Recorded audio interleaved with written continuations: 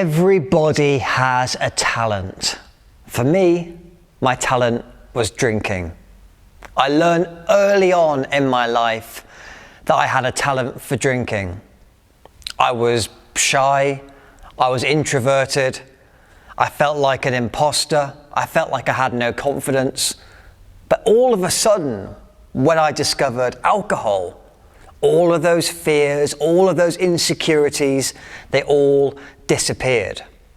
And I very quickly developed this persona, this fun-time Freddie, this guy who was all or nothing, this guy who didn't have an off switch, this guy who would always be the first person at the bar, the first person buying a round of drinks, the first person getting the shots in, the first person saying, let's go to a nightclub, the first person to be sick, the first person getting thrown out of the nightclub, the first person getting into trouble with the police, the first person who would wake up in the morning anxious, covered in sweat, filled with regret, looking at his phone, dropping his phone on his face because he was then checking all of the messages that I sent and received the night before. And I knew my drinking was becoming a problem. The warning signs were all there. There was a time when I was getting in trouble at work. It was damaging my relationships. I was having more arguments. I was looking at myself in front of the mirror. The beer belly was getting bigger. My skin was getting worse. My eyes were getting duller. My wrinkles were growing deeper. But all this time, it was never the alcohol's fault, obviously not.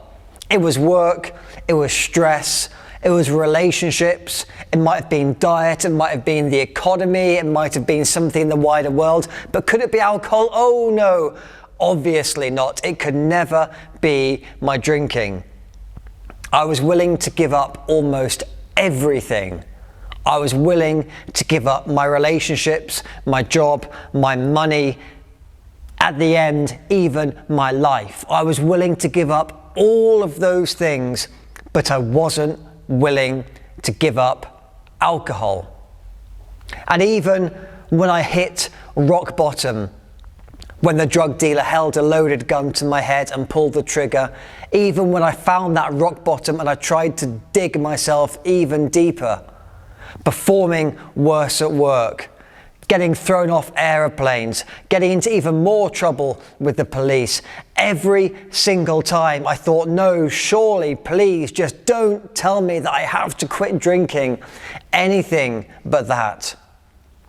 And then when I tried everything, I tried the therapy, I tried the books, I tried the podcasts, I tried the coaching, I tried the seminars, I tried the daily affirmations, I tried the positive thinking. I was prepared to do anything to change my life apart from quitting alcohol.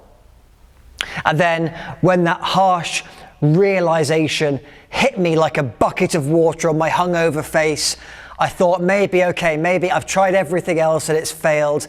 Maybe it is time to take a look at my drinking habit. So it was time to change.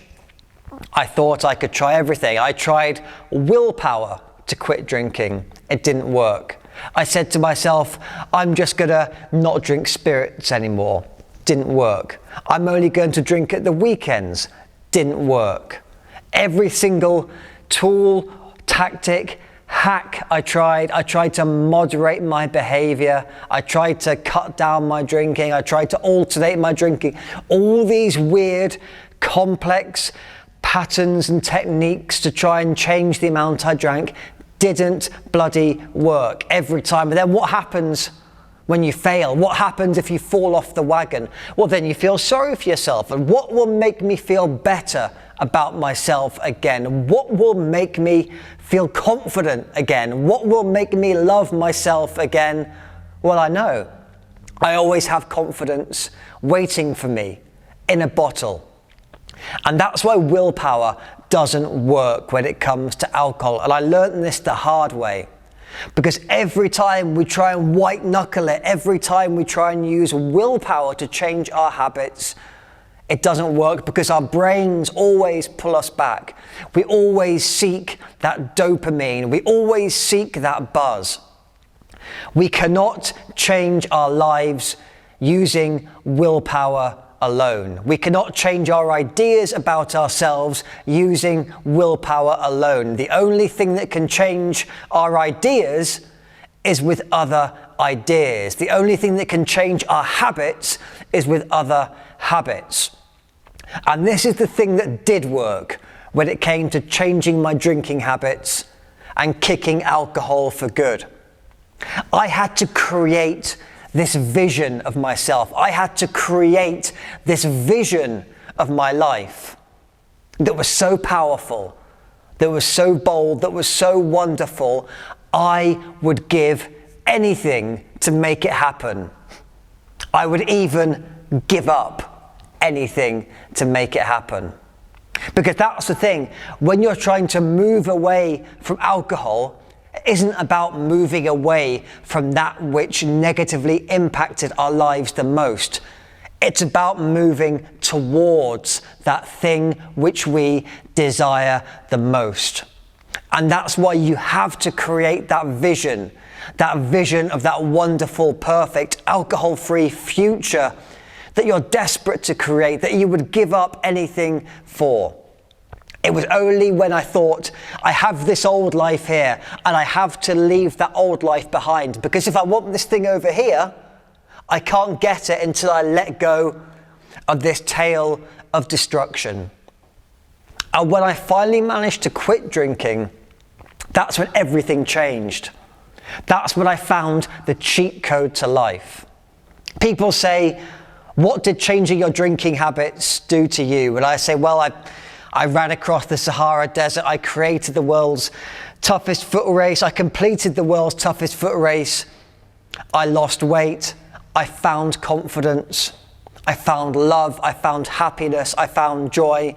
I found the person who I liked when I looked at him in the mirror every morning. And that is waiting there for everyone. Because here's the thing when you try and change your habits, and I say this as someone who proudly failed thousands upon thousands of times, and it doesn't matter whether you're trying to change your drinking habits, your eating habits, your living habits, the habits of the words that you say to yourself, the habits of the way that you treat people. It doesn't matter how many times you fail. You only need to get it right once. Then you win. Then your life changes forever. Because really it isn't about the failure. It's about picking yourself up from the failure and being willing to try. For me, it took me 10 years.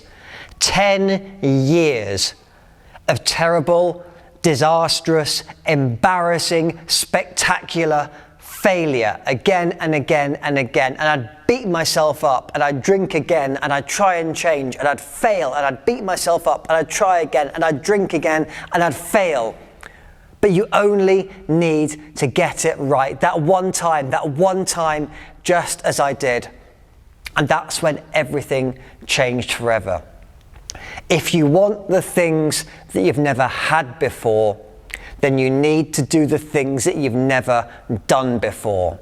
And for me, that was changing my drinking habits and freeing myself from that prison of drunken excess, from those worlds of vices that was keeping me trapped in that life without self-discipline, without self-respect, and without the ability to love myself.